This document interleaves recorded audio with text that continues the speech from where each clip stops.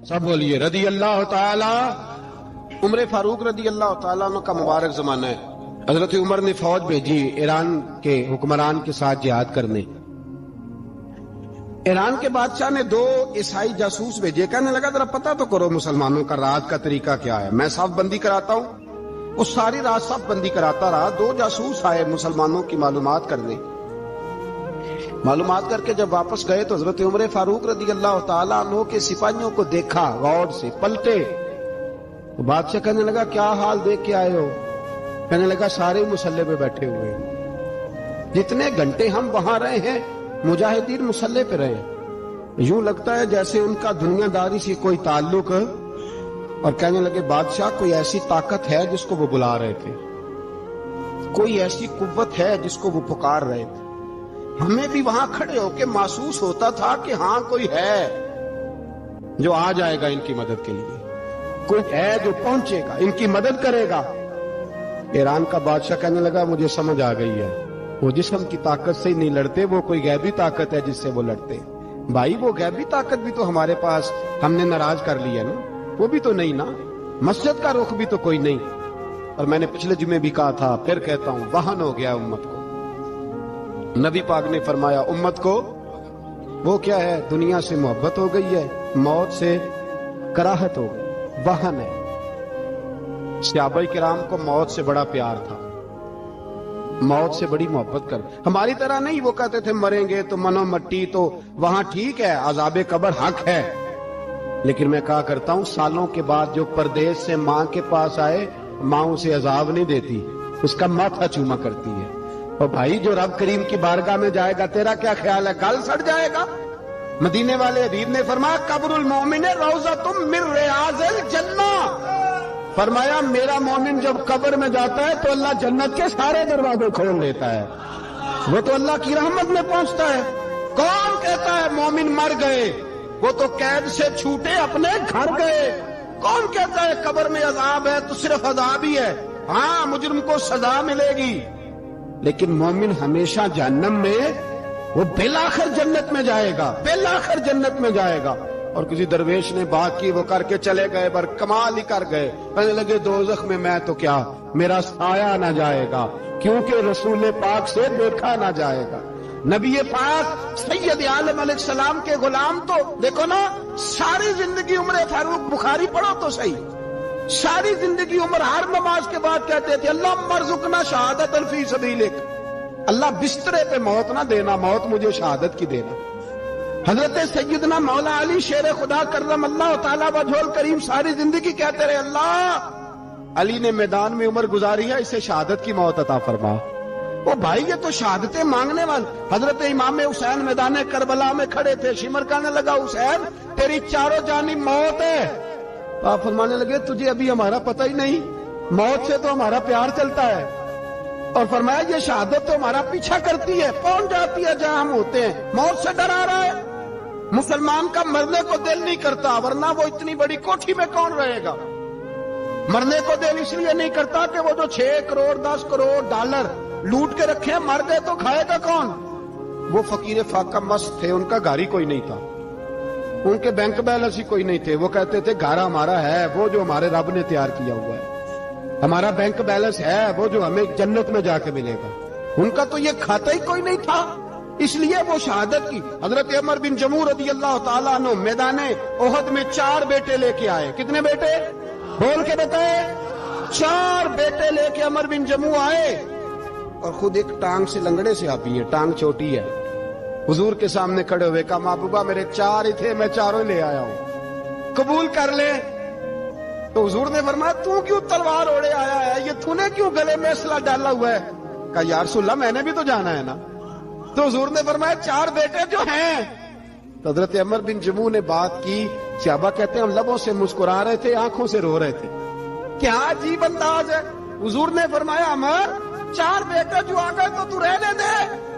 हजरत उमर रो पड़े, कहने लगे महबूबा क्या लंगड़े जन्नत में नहीं जाएंगे?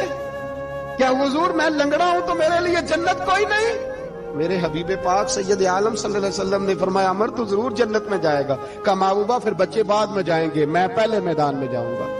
एक बीबी 4 बेटे लेके आई उहद में, کہا محبوبہ کل کمائی تھی میں لے آئی ہوں، میرے پاس کوئی اور شے ہوتی تو میں بچا کے نہ رکھتی، بیٹے دے کے نا حاضری لگوا کے تو واپس دروازے پہ لے گئی۔ تو حضرت سیدنا عبداللہ ابن عمر فرماتے ہیں بی بی بول رہی تھی تو میرا جذبہ جہاد بڑھ رہا تھا، اپنے بیٹوں کو کہنے لگی میں تمہیں حضور کے پاس چھوڑ کے جا رہی ہوں، جب تم میدان میں گرو گے تو میں تمہیں دیکھنے آؤں گی، دیکھنا تمہاری پشت پہ کوئی زخم نظر نہ آئے، جتنے تیر کھانے ہوئے سینے پہ کھانا، جتنے تلواروں کے نیزوں کے زخم برداشت کرنے ہوئے یہاں کھانا، پشت پہ زخم نظر نہ آئے۔ حضرت عبداللہ ابن عمر فرماتے ہو بی بی کی گفتگو میرا جذبہ جہاد بڑھا رہی تھی۔ ایک بی بی 3 سال کا 4 سال کا بیٹا لیے رو رہی ہے، احد کا دن ہے، سہیلیاں پوچھتی ہیں تو کیوں روتی ہے؟ وہ کہتی ہے دیکھو میرا خاوند بھی بدر میں شہید ہو گیا، بھائی اور باپ بھی، دل کرتا ہے کوئی جوان بیٹا ہوتا تو آج مصطفیٰ کے ساتھ اسے ہی بھیج دیتی، کوئی جوان میرے پاس ہے ہی 3 سال کا تو کیا کروں، 3-4 سال کا بچہ کیا کرے گا؟ پتہ نہیں کیا دلیل آئی، اچانک اٹھی، بیٹے کو سینے سے لگایا، کپڑا ڈالا، مسجد نبوی پہنچ گئی۔ حضرت بلال کہتے ہیں مجھے ملی، کہنے لگی بلال مجھے پتہ ہے حضور تیاری کرا رہے ہیں جنگ کی، پر 2 منٹ اگر میری ملاقات ہو جائے۔ بلال حبشی کہنے لگے حضور ہم ایک بی بی ضد کر رہی ہے۔ حضور باہر آئے، کہنے لگی حضور میں فلاں کی بیٹی، فلاں کی بہن، فلاں کی بیوہ ہوں، میں نے بدر میں 3 شہید دیے ہیں، اب میرے پاس یہ 3 سال کا لال ہی بچا ہے، بڑا فخر ہے میرا، لوگ مجھے شہید کی بیوہ، شہید کی بیٹی، شہید کی بہن کرتے، دل کرتا ہے شہید کی اماں بھی کہیں جاؤں تو میرا بیٹا لے لیں۔ سیدنا بلال کہتے ہیں حضور مسکرائے، کہنے لگے یہ 3 سال کا نونہال کیا کرے گا؟ کہتے ہیں اماں کا عجیب جذبہ ہے۔ کہنے لگی محبوبہ سنا ہے اسلحہ بھی تھوڑا ہی ہے، ڈھالیں زیادہ کوئی نہیں، میرا بیٹا ساتھ رکھ لیں، جب آپ کی طرف کوئی تیر آیا نا تو میرا بیٹا ڈھال کے اس کو ڈھال بنا کے آگے کر دینا۔ محبوبہ ڈھال تو بن ہی سکتا ہے نا۔ حضرت بلال فرماتے ہیں مصطفیٰ کریم نے فرمایا جا میں نے قبول کیا، قیامت کے دن بیٹا گھر لے جا، جب تیرا نام پکارا جائے گا تو شہید کی اماں کہہ کے پکارا جائے گا، جا تو گھر لے جا۔ کہتے ہیں چلتے چلتے ایک غریبنی اور آ گئی، اتنی سی اٹی بان کی، اتنی سی، بلال حضور سے ملاقات ہو جائے گی۔ نبی پاک آ گئے، کہا محبوبہ یہ غلبہ اسلام میں میرا بھی حصہ ڈال لے۔ حضور نے فرمایا یہ کیا ہے؟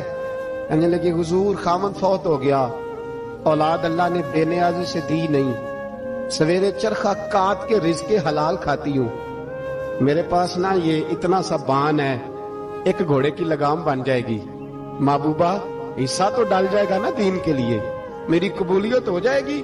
میرے حبیب نے ہاتھ اٹھائے اور دعا مانگی، کہے اللہ جتنا تو میدان کے مجاہدوں کو اجر عطا فرمائے اتنا اس غریبنی کو بھی عطا فرما۔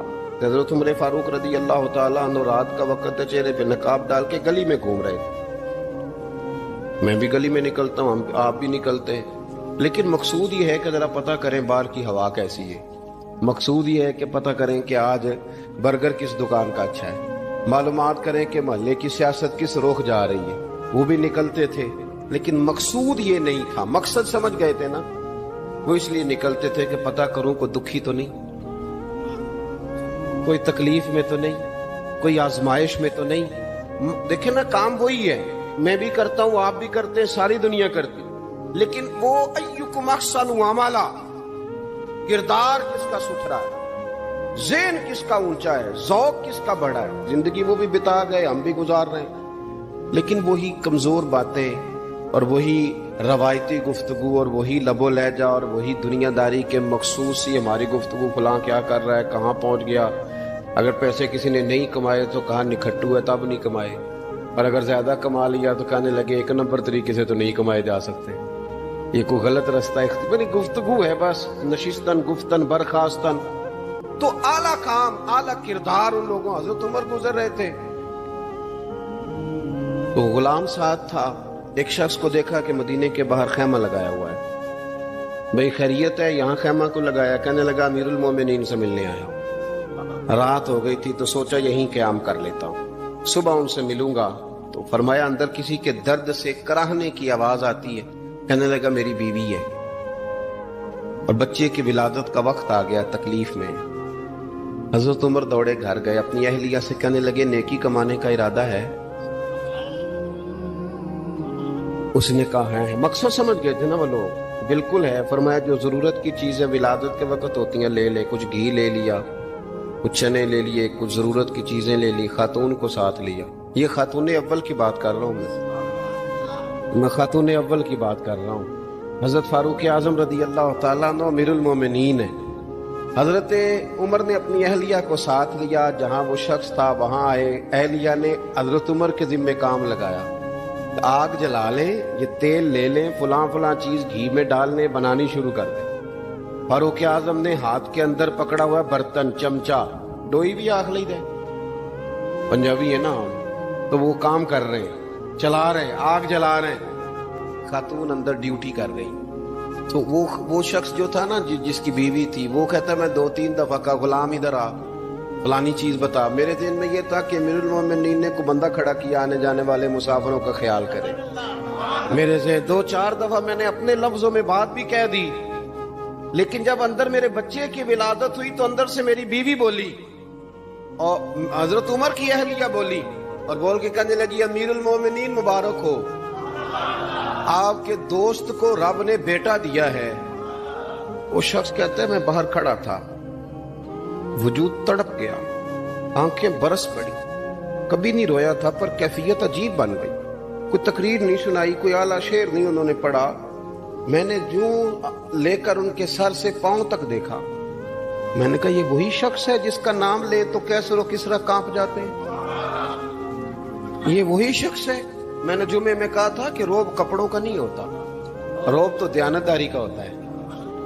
ہاں، بڑا مال کما کے لوگوں نے بنائی ہوتی ہے کار کوٹھی، تو بندے کھڑے ہو کے کہہ دیتے ہیں 2 نمبر طریقے سے آیا ہے، اور 13ویں-14ویں گریڈ کا ملازم ہو تو اس کے سامنے بہت بڑا افسر ڈر رہا ہوتا ہے یار بندہ دیانتدار ہے، یہ رشوت نہیں لیتا، سفارش نہیں مانتا، یہ میرٹ پہ کام کرتا ہے۔ تو روب تو آپ کی دیانتداری کا ہے، آپ کی سچائی کا ہے۔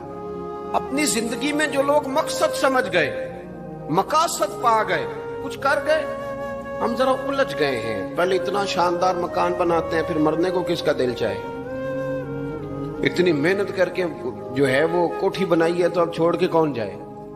وہ تیار بیٹھے تھے، انہیں نبی کریم نے کہا تھا کن فی الدنیا کانک غریب او عابر السبیل، تم نے مسافروں کی طرح رہنا ہے۔ او میرے بھائی، کبھی دیکھا ہے ایئرپورٹ پہ مسافر لڑتا ہو کہ میں نے یہ جگہ خریدنی ہے؟ اسے پتہ ہے کہ ابھی فلائٹ آنی ہے، میں نے تو چلے جانا ہے۔ ریلوے اسٹیشن پہ جو جگہ ہوتی ہے وہ خریدنے کے لیے لوگ رٹا نہیں ڈالتے، انہیں پتہ ہے پہلی ٹرین سے چلے جانا ہے۔ بس سٹاپ پہ جھگڑے نہیں ہوتے کہ یہ کرسی میری ہے، جانا جو ہے مٹی دیں تے مٹی رہنا ہی، ایویں کادی بلے بلے، اج مٹی دے اتے بندے آتے کل مٹی دے تھلے۔ اتنا زیادہ مقصد نہیں نا جب سمجھتے تو بے چین ہے، بے قرار۔ بعض لوگوں نے اتنے پیسے جمع کر لیے کہ اتنے کھا نہیں سکتے، اتنی ضرورت نہیں، لیکن اس کے باوجود ہے کہ وہ دوڑ ختم ہونے کا نام ہی نہیں لے رہی۔ حضرت صدیق اکبر رضی اللہ تعالیٰ عنہ امیر المومنین ہے۔ بادشاہوں کے بڑے بات ہوتی ہے، ہمارے ملک میں ایسے بھی بادشاہ گزرے ہیں کہ جو سفر پہ جاتے تھے تو خانسامے بھی لے جاتے تھے، باورچیوں کو بھی لے کے جاتے تھے کہ کھانا میری مرضی کا ہونا چاہیے۔ حضرت ابوبکر صدیق نے پانی مانگا، امیر المومنین، تو صحابہ نے نہ شہد ملا پانی پیش کیا۔ کوئی اتنی لمبی بات تو نہیں، لیکن صدیق اکبر رو ہی پڑے، اور اتنا روئے کہ ہجکیاں بن گئی۔ لوگ کہتے ہیں پتہ نہیں تھا کس بات پہ رو رہے ہیں، پر ہم بھی رو پڑے۔ حضور آپ کیوں روتے ہیں؟ تو آپ فرمانے لگے یار مجھے آسانیوں میں مبتلا کرنے لگے ہو، مجھے ان دنیا کی لذات میں الجھانے لگے ہو۔ میں حضور کی بارگاہ میں بیٹھا تھا، اللہ کے رسول فرما رہے تھے پیچھے ہٹ جا، پیچھے ہٹ جا، پیچھے ہٹ جا۔ میں نے پوچھا حضور آپ کس کو کہہ رہے ہیں؟ حضور فرمانے لگے دنیا میرے پاس آئی تھی، وہ قریب کرنا چاہتی تھی مجھے، تو میں نے اسے کہا پیچھے ہٹ جا، میرے نیڑے نہ آنا، دور ہٹ جا۔ وہ ہٹ تو گئی ہے، پر جاتی دفعہ کہہ گئی ہے سونیا آپ تو بچ گئے ہیں، پر آپ کے بعد والے کیسے بچے؟ تو مجھے سینے سے لگا لے، گلے سے لگا لے، مقصد اپنا سمجھے، اعمال کا حسن پیدا کرے، اگر انسان کا مقصود مال کمانا ہے تو اگر مال مل گیا تو اس کے بعد پھر کیا کرے گا؟ کسی نے طے کر لیا تھا کہ بہت بڑی گاڑی اور بہت بڑا بنگلہ مجھے چاہیے، تو وہ بنگلہ اسے مل گیا، گاڑی آ گئی، اب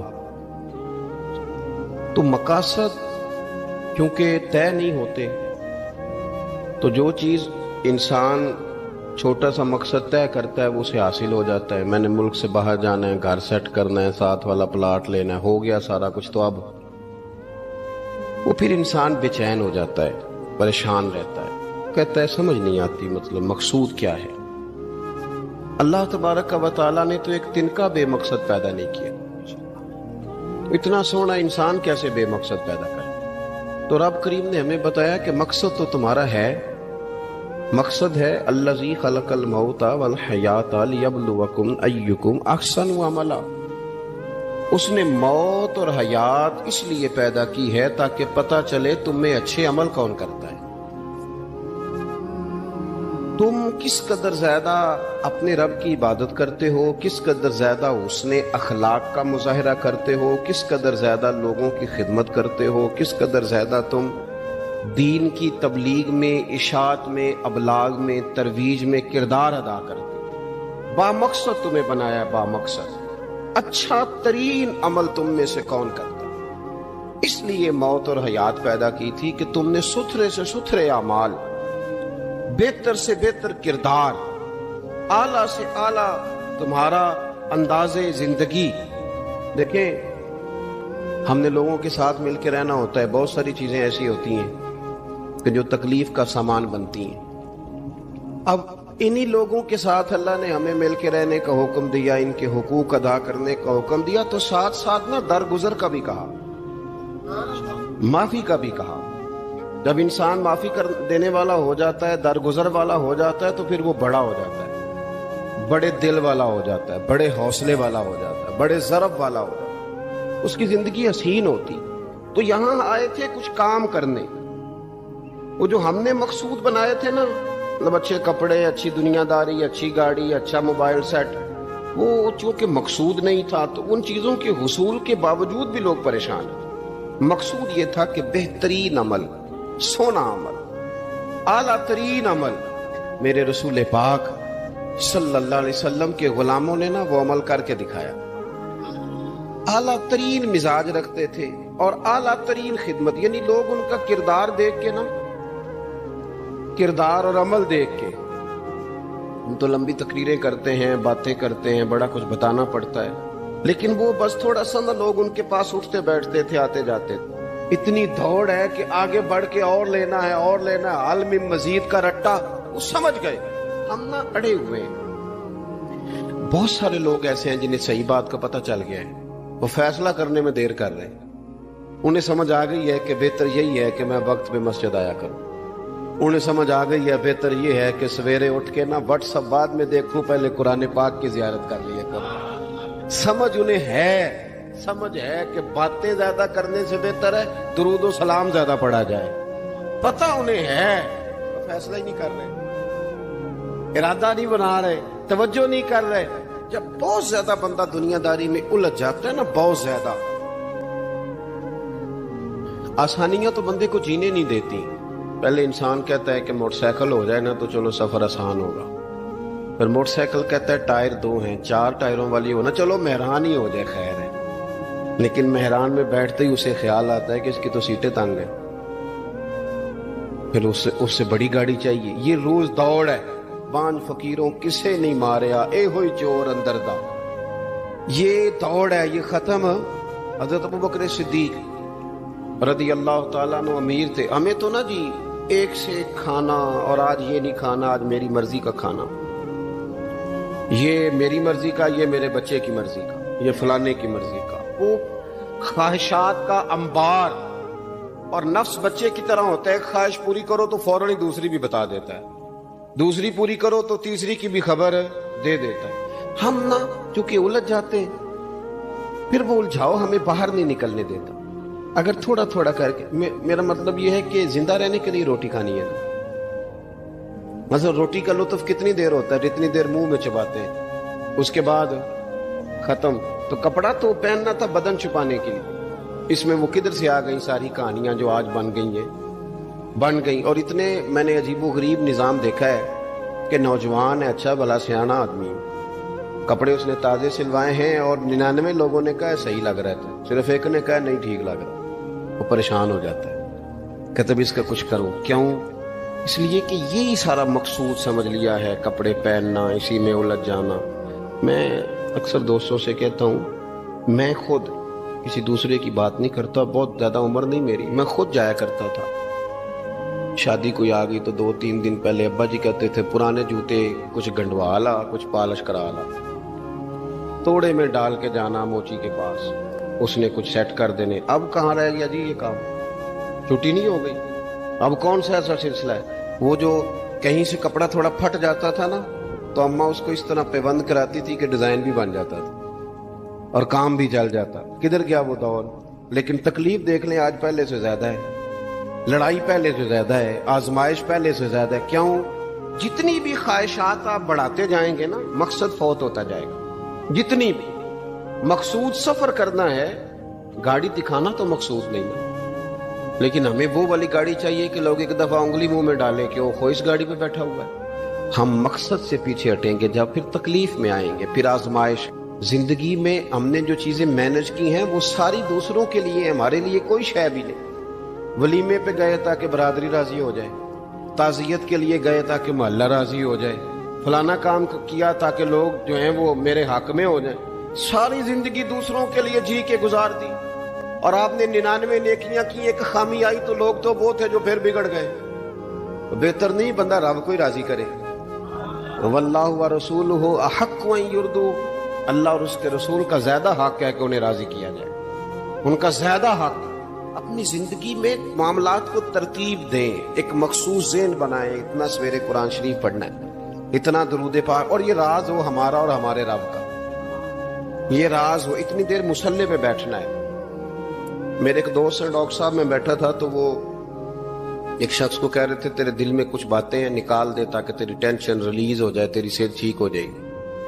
تو بندہ کہہ رہا تھا اچھا ٹھیک ہے ڈاکٹر صاحب. تو میں نے کہا کہ اگر آپ اجازت دیں تو ایک بات میں بھی کر لوں.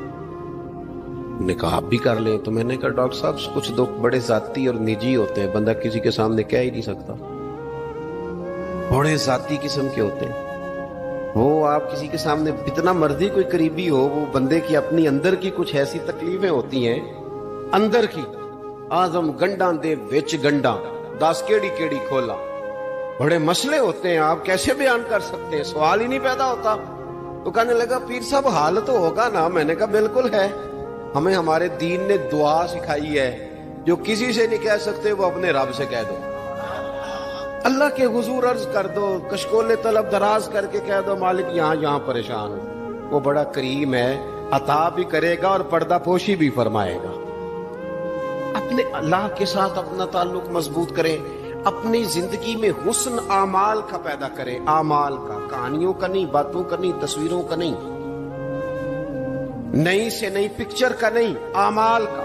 اور خوبصورت ترین طریقہ ہو. دیکھیں نا مشکل سے بھی تو نماز پڑھنی ہے نا. سویرے ابا بڑے غصے میں تھے تو پھر مجھے اٹھنا ہی پڑا، تو اس طرح بھی تو پڑھنی ہے. تو اگر بندہ ذوق سے اٹھے اور ذرا سونا کر کے وضو کرے اور ذرا صحیح کر کے مصلی بچھائے اور سجدہ کرے تو ذرا ذوق سے کرے.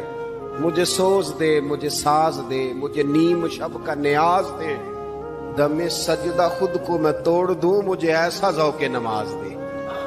اس ذوق کے ساتھ آگے بڑھے. مقاصد جب بندہ سمجھ جاتا ہے نا، مقاصد، پھر اس کے لیے آسانی ہوتی ہے. میں نے عرض کیا تھا زیادہ باتیں نہیں کرنی، مقصود تو ایک پیغام دینا ہے. اب ہم نے جانے والوں کے لیے کیا کرنا ہے؟ ایک تو یہ کہ اپنا مقصد ٹھیک کرنا ہے کہ جو رخصت ہو گئے اپنے بزرگوں کو نہ یاد رکھیں. اصل کام ہے ان کو بول کے بتائیے. سال کے بعد ختم، بڑی اچھی بات ہے. سسماہی، ششماہی، سیماہی سب ٹھیک ہے. ان کو یاد رکھیں. حضور نہ یاد رکھتے تھے، اپنی والدہ کا ذکر کرتے، اپنے والد کی بات کرتے، اپنے دادا کا ذکر کرتے. اپنے جانے سیدہ خدیجہ الکبریٰ رضی اللہ تعالیٰ عنہ وصال کر گئیں تو حضرت عائشہ کہتی ہیں حضور اکثر گھر میں ان کا ذکر کرتے. اپنے بزرگوں کو یاد رکھیں، ان کا ذکر کریں. ان کو نا والد کے لیے نا والد ہونا شرط ہے، پی ایچ ڈی ہونا شرط نہیں۔ والد کے لیے والد ہونا شرط ہے، مفتی ہونا شرط۔ والد ان پڑھ بھی ہو تو بچے کو سمجھانے کا سلیقہ سے اللہ اسے عطا کاری دیتا ہے۔ ماں بالکل ان پڑھ بھی ہو تو بچوں کو سمجھانے کا طریقہ اللہ اسے ان سے سیکھیں۔ میرے والدہ اور والدہ دونوں اپنا نام نہیں لکھ سکتے تھے، تو میں اپنے دوستوں سے کہتا ہوں مجھے کبھی موقع ملے تو میں کئی جلدوں میں کتاب لکھ سکتا ہوں اپنے ماں باپ، اس لیے کہ وہ جو ہمیں سکھا گئے، جو بتا گئے، وہ انہی کا خاصہ تھا۔ تو اپنے والد، ایک تو جانے والوں کو یاد رکھیں، دوسرا ان کے لیے دعا کریں تو درد سے کریں، سونی کر کے کریں، صحیح کر کے کریں، اکیلے بیٹھ کے کریں۔ دعا کا سب سے زیادہ تعلق آپ کے دل کی آواز کے ساتھ ہوتا ہے، اور جس طرز میں حضور نے ہمیں حدیث سکھائی ہے نا، اس رنگ میں کبھی آپ حدیث کو سیکھیں، سمجھیں نا۔ حضور فرماتے ہیں جس طرح دریا میں ڈوبنے والا سہارا تلاش کرتا، دریا میں اسے کتنی کو جلدی ہوتی ہے، غوطے لگ رہے ہوتے ہیں، وہ اس طرح کا نہیں ہوتا کہ میں عصر کی نماز کے بعد پھر آؤں گا تجھے نکالنے، اس طرح تو نہیں نہ ہوتا۔ دریا میں ڈوبنے والا اس طرح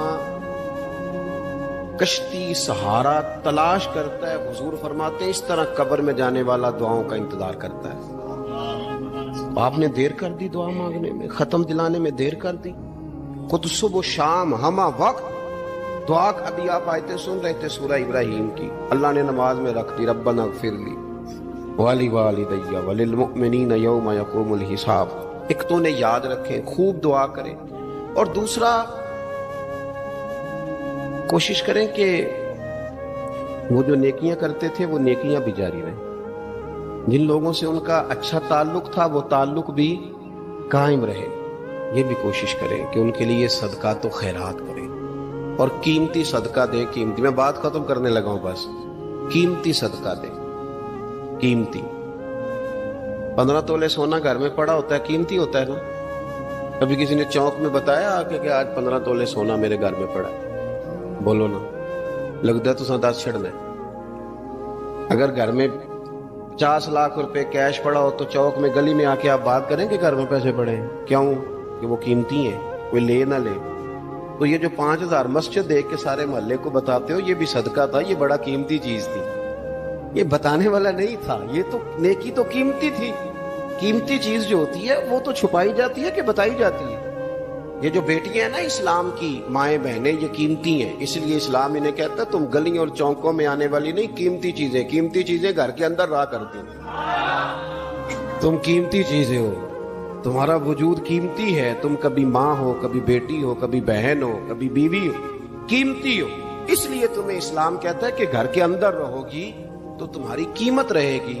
کچھ چیزیں ایسی ہیں جو چوکوں میں گلیوں میں پھیل جائے تو ان کی قیمت نہیں رہتی، اس لیے تمہیں کہا جاتا ہے کہ گھر میں رہو۔ یہ جو تمہیں چوکوں میں لاتے ہیں یہ تمہیں بے وقت کرنا چاہتے ہیں، بے قیمت کرنا چاہتے ہیں۔ انسان تھوڑی دیر کے لیے، اگر تھوڑی دیر کے لیے غور کرے تو بڑے بڑے جانور انسان سے بڑے طاقتور ہیں، لیکن اللہ نے ان کی نکیل انسان کے ہاتھ میں تھما دی۔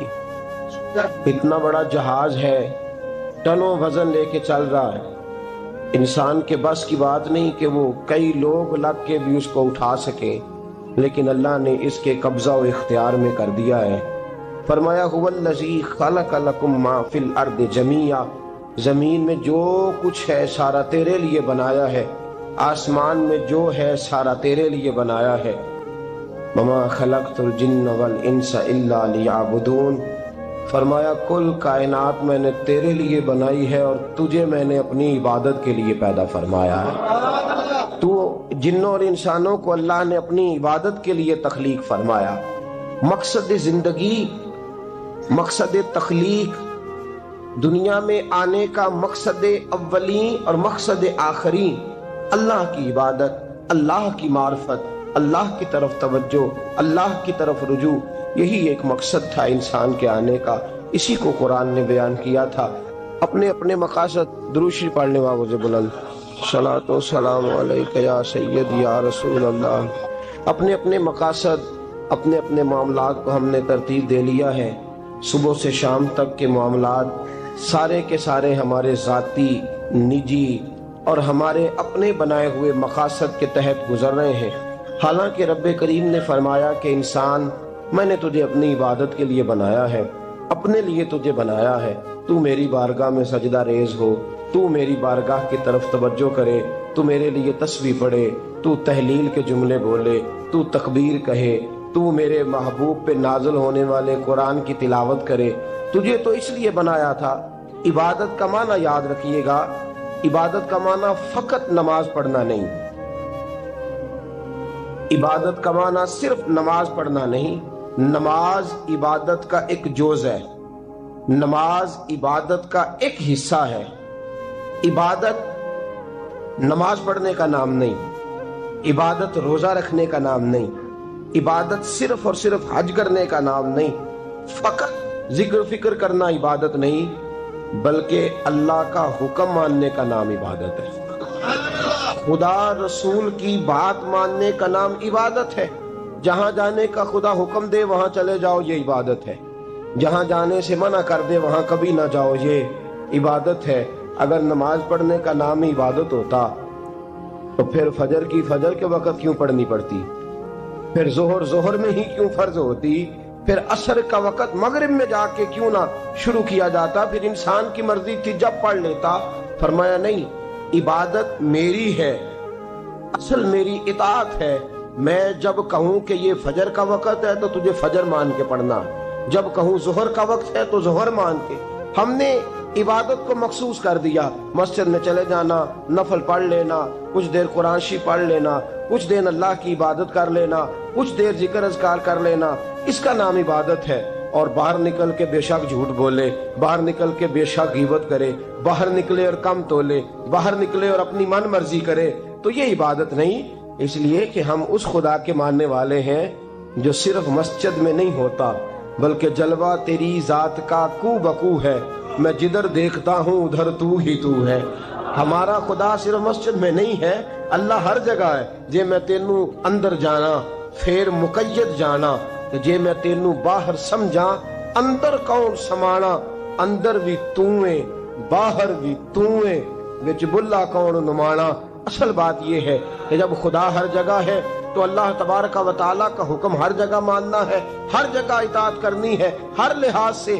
رب کی بات ماننے کا نام عبادت ہے، اللہ کی، اس کے رسول الپاک صلی اللہ علیہ وسلم کی بات ماننے کا نام، توجہ ہے آپ کی میری بات پہ؟ عبادت کا مفہوم سمجھیے گا، عبادت کا مفہوم سمجھیے گا۔ ہمارا وہ دین نہیں جو پنڈتوں، جوگیوں، راہبوں کا مذہب ہے کہ جنگلوں میں نکل جاؤ، تسبیح لے لو، میں کھٹکتا ہوں دل عالم میں کانٹے کی طرح، اور تو فقط اللہ اللہ اللہ۔ یہ مذہب نہیں۔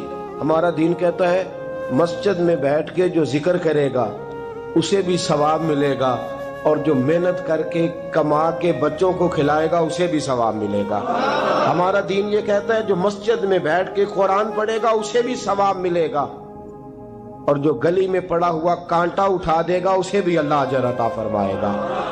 اللہ کا حکم ماننا، اللہ کا حکم ماننے کا نام عبادت۔